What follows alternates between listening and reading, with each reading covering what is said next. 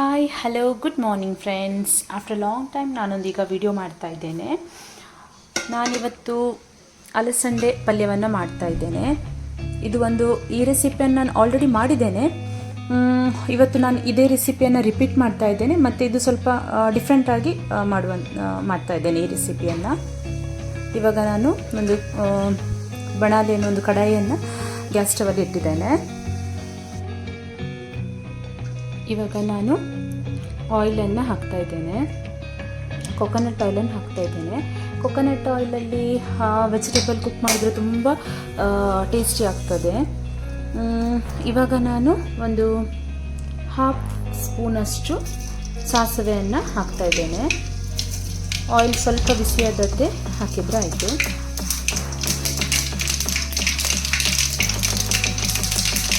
ಇವಾಗ ನಾನು ಸ್ವಲ್ಪ ಜೀರಿಗೆಯನ್ನು ಹಾಕ್ತಾ ಇದ್ದೇನೆ.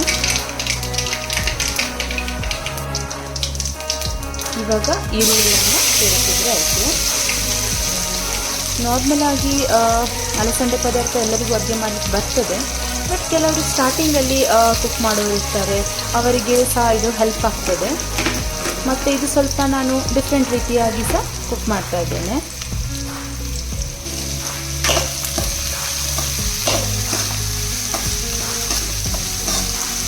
ಇದು ಸ್ವಲ್ಪ ಲೈಟ್ ಬ್ರೌನ್ ಕಲರ್ ಆಗುವಷ್ಟು ಫ್ರೈ ಮಾಡಿಕೊಂಡ್ರೆ ಆಯಿತು.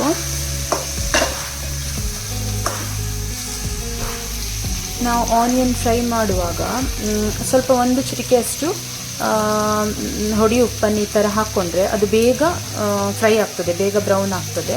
ಸ್ವಲ್ಪ ಹಾಕ್ಕೊಂಡ್ರೆ ಆಯಿತು, 1 ಚಿಟಿಕೆಯಷ್ಟು. ಇವಾಗ ಒಂದು ಲೈಟ್ ಬ್ರೌನ್ ಕಲರ್ ಆಗಿದೆ ಈರುಳ್ಳಿ, ಸಾಕು. ಇವಾಗ ನಾನು ಒಂದು 2 ಟೊಮೆಟೊ ಮತ್ತು ಒಂದು 4ರಷ್ಟು ಹಸಿಮೆಣಸು ಹಾಕ್ತಾ ಇದ್ದೇನೆ. ಈರುಳ್ಳಿ ನಾನೊಂದು 2 ಈರುಳ್ಳಿ ತೊಗೊಂಡಿದ್ದೇನೆ, 2 ಟೊಮೆಟೊ, 4 ಹಸಿಮೆಣಸು. ಇವುಗಳನ್ನು ಫ್ರೈ ಮಾಡ್ಕೊಳ್ಬೇಕು.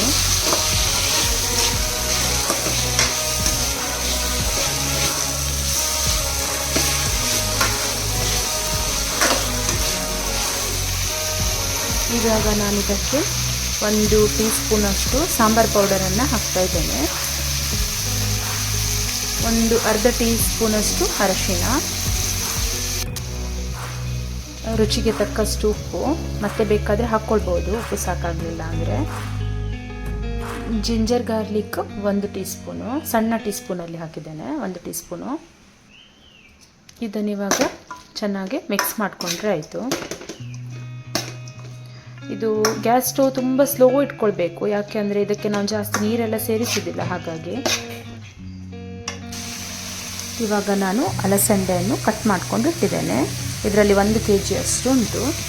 ನಾನೀಗ ಈ ಅಲಸಂಡೆಯನ್ನು ಹಾಕ್ತಾ ಇದ್ದೇನೆ, ಕಟ್ ಮಾಡಿ ವಾಶ್ ಮಾಡಿ ಇಟ್ಕೊಂಡಿದ್ದೇನೆ.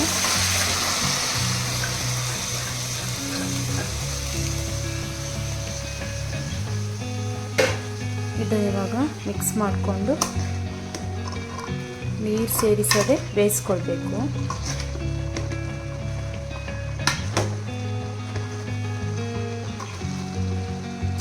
ಇದನ್ನು ನಾನು ಇವಾಗ ಚೆನ್ನಾಗಿ ಮಿಕ್ಸ್ ಮಾಡ್ಕೊಳ್ತೇನೆ. ಇವಾಗ ನಾನು ಚೆನ್ನಾಗಿ ಮಿಕ್ಸ್ ಮಾಡ್ಕೊಂಡಿದ್ದೇನೆ. ಇದಕ್ಕೆ ಉಪ್ಪು, ಸಾಂಬಾರು ಪೌಡರ್, ಹಸಿಮೆಣಸೆಲ್ಲ ಹಾಕಿದ್ದೇವೆ. ಮತ್ತೆಲ್ಲಾದರೂ ಉಪ್ಪು ಮತ್ತು ಖಾರ ಎಲ್ಲ ಸಾಕಾಗದಿದ್ದರೆ ಮತ್ತೆ ಸೇರಿಸ್ಕೊಳ್ಬೋದು. ಇವಾಗ ನಾನು ಇದನ್ನು ಕ್ಲೋಸ್ ಮಾಡ್ತಾ ಇದ್ದೇನೆ. ಈ ರೀತಿ ಇದರ ಮೇಲಿಂದ ಮಾಡಿ ನೀರು ಹಾಕ್ತಾ ಇದ್ದೇನೆ. ಅದು ಸ್ಟೀಮ್ ಆಗುವಾಗ ಈ ನೀರು ಪಾತ್ರೆಗೆ ಕೆಳಗೆ ಬಿದ್ದು ಅದರಲ್ಲೇ ತರಕಾರಿ ಬಾಯ್ಲ್ ಆಗ್ತದೆ. ಹಾಗೆ ಎಕ್ಸ್ಟ್ರಾ ನೀರು ಆ್ಯಡ್ ಮಾಡಲಿಕ್ಕಿಲ್ಲ. ತುಂಬ ಟೇಸ್ಟ್ ಆಗ್ತದೆ ಈ ರೀತಿ ಅಡುಗೆ ಮಾಡೋದ್ರಿಂದ.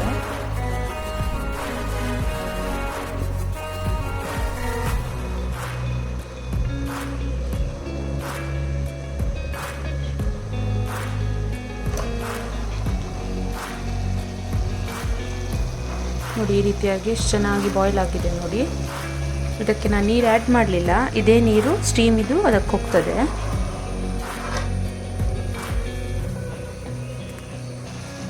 ಇವಾಗ ನಾನು ಅದು ಸ್ಟೀಮ್ ಇದು ಅದು ಪ್ಲೇಟನ್ನು ತೆಗೆದೆ. ಇವಾಗ ಇದನ್ನು ಸ್ವಲ್ಪ ಮಿಕ್ಸ್ ಮಾಡ್ಕೊಳ್ಬೇಕು.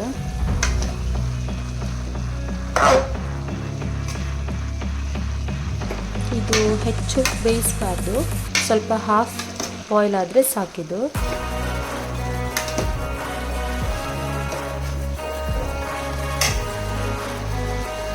ಇದಕ್ಕೆ ಇವಾಗ ನಾನು ಕೊಕೊನಟ್ಟನ್ನು ಸೇರಿಸ್ತಾ ಇದ್ದೇನೆ.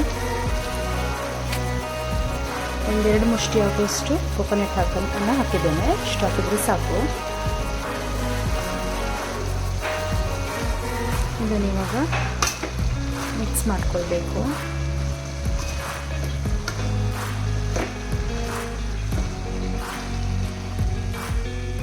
ಇದಕ್ಕೆ ಸ್ವಲ್ಪ ಉಪ್ಪು ಕಮ್ಮಿ ಇತ್ತು, ಹಾಗೆ ನಾನು ಉಪ್ಪು ಸೇರಿಸಿದ್ದೇನೆ. ಇವಾಗ ಇನ್ನು ಸ್ವಲ್ಪ ಬಾಯ್ಲ್ ಆಗಬೇಕಿದ್ದು. ಪುನೊಮ್ಮೆ ಹೀಗೆ ಬಾಯ್ಲ್ ಆಗಲಿಕ್ಕೆ ಬಿಟ್ಟರೆ ಆಯಿತು. ಮತ್ತು ಮೇಲಿಂದ ಪುನೊಮ್ಮೆ ಸ್ವಲ್ಪ ನೀರು ಹಾಕ್ಕೊಳ್ಬೇಕು. ಈ ರೀತಿಯಾಗಿ ನೀರನ್ನು ಸೇರಿಸ್ತಾ ಇದ್ದೇನೆ. ಇಷ್ಟು ನೀರು ಸೇರಿಸಿದರೆ ಸಾಕು. ಇವಾಗ ನಾನು ಅದು ಕ್ಲೋಸ್ ಮಾಡಿಟ್ಟಂಥ ಪ್ಲೇಟನ್ನು ತೆಗೆದಿದ್ದೇನೆ. ಇದು ಬಾಯ್ಲ್ ಆಗಿದೆ. ಇವಾಗ ಇನ್ನು ಆಫ್ ಮಾಡಿಕೊಂಡ್ರೆ ಆಯಿತು. ನಾನಿವಾಗ ಮೇಲಿಂದ ಸ್ವಲ್ಪ ಕೊತ್ತಂಬರಿ ಸೊಪ್ಪನ್ನು ಹಾಕ್ತಾ ಇದ್ದೇನೆ.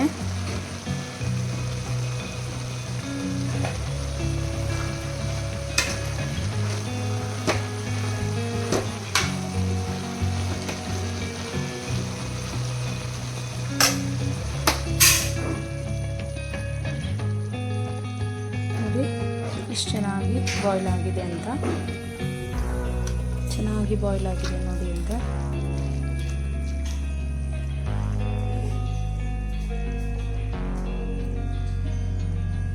ಬಿಸಿ ಬಿಸಿಯಾದ ಅಲಸಂಡೆ ಪದಾರ್ಥ ರೆಡಿಯಾಗಿದೆ. ಓಕೆ ಫ್ರೆಂಡ್ಸ್, ಯಾರೆಲ್ಲ ನನ್ನ ಚಾನಲನ್ನು ಸಬ್ಸ್ಕ್ರೈಬ್ ಮಾಡಿಲ್ಲ ಬೇಗ ಬೇಗ ನನ್ನ ಚಾನಲನ್ನು ಸಬ್ಸ್ಕ್ರೈಬ್ ಮಾಡಿ, ಶೇರ್ ಮಾಡಿ, ಲೈಕ್ ಮಾಡಿ ಹಾಗೂ ಕಮೆಂಟ್ ಮಾಡಿ.